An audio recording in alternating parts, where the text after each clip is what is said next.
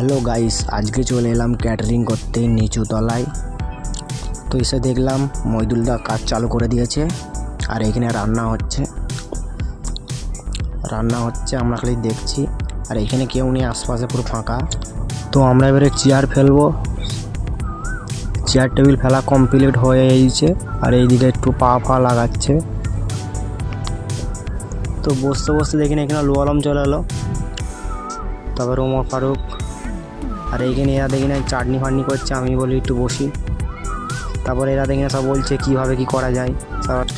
এরা সব এখানে কি বলছে আমি কিছু বুঝতে পারিনি, বলছে কি করবো না করবো। আর কাজটা ছিল বস পোলাও কাজ, আর বিশাল গরম, তাই এরা আলোচনা করছে। লোকটাও কম ছিল আমাদের আজকে।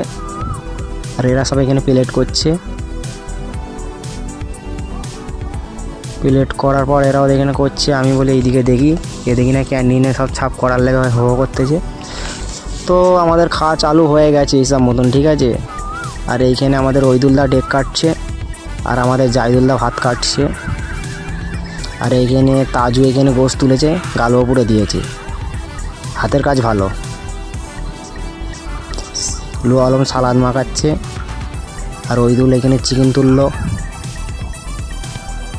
তো আমি ভেতরে ঢুকে দেখি একটু কী করছে না করছে, বলে ভেতরে ঢুকে একটু দেখলাম।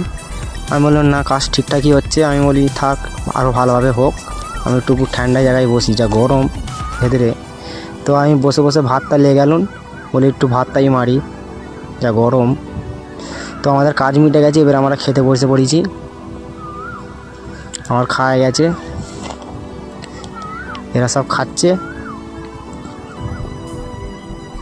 আমাদের ওমরদা আর ওইখানেও খেয়ে দাঁতে কাটিয়ে দিচ্ছে। তো আমাদের খাওয়া দাওয়া কমপ্লিট, এবারে আমরা বাড়ি যাব। তো আপনারা ভিডিওটা পুরো দেখতে থাকো, ফের ভিডিও দেখা হবে। এখন চলে যাচ্ছি, বাই। তো চলে যাওয়ার সময় এখানে আবার দেখি কত হুম্মান। আমি তো দেখে অবাক হয়ে যাচ্ছি, কী করবে রে, ঘাড়ে ঝাম মারবে নাকি, আমি তো অবাক।